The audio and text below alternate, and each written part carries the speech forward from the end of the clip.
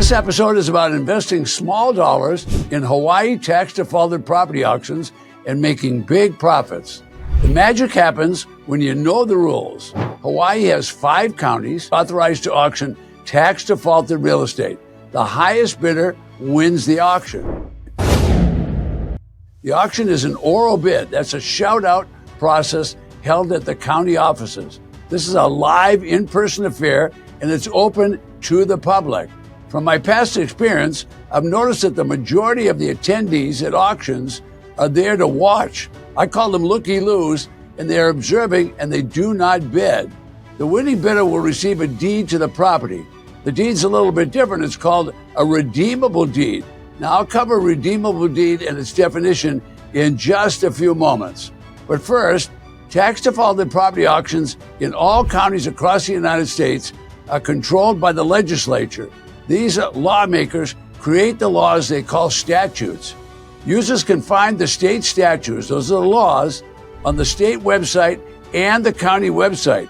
In Hawaii, the tax defaulted auctions are the responsibility of the Real Property Tax Division of the state. Auctions are public affairs and anyone can attend. Bidders must be aware of the rules and the procedures. This is considered a part of your preparation and referred to as due diligence. Hawaii auctions the property to the highest bidder and issues a deed. It's called a redeemable deed. If you get this information correct and you understand property values and comparable prices, you'll be on track to make some serious money with tax defaulted property investments. If you get the process wrong, well, you're going to not do so well. But if you can get this right, you'll generate a lot of money. The process wrong could be a tough business selling overpriced property. Now let's move to the challenge of redeemable deed. That simply means the winning bidder gets possession of the property. That's good. That's why you went there. However, the defaulting taxpayer has a 1-year right of redemption. In other words, the defaulting property owner may come forward anytime during the first year and request a redemption of the property. That is, take back ownership. To do so, the previous defaulting owner must pay the successful bidder 100% return of capital. In other words, all their money back, plus 1% a month for each month of ownership.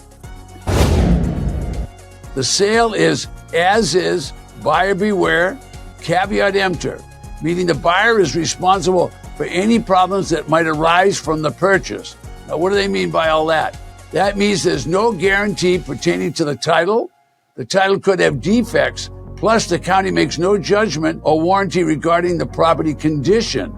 If you're enjoying this video and want to join our journey to financial freedom, don't forget to like, leave a comment with your thoughts or questions, and subscribe to stay updated on all things wealth building. Also, unlock your exclusive free gift now by clicking the link below. Instant access awaits. Now back to our video. This is a never-ending part-time side hustle that generates full-time money. Enough profit to pay one a generous return. Auctions are different from jurisdiction to jurisdiction. In other words, each county will have its own rules. There's one rule that's universal. County auctions are final. There are no refunds. If you don't like what you bid, that's not going to matter. You're going to own it. Newcomers need to understand due diligence. What does that mean? It means checking the county records for encumbrances like liens, judgments, easements, and zoning. The auction is an as-is affair. Buyer beware.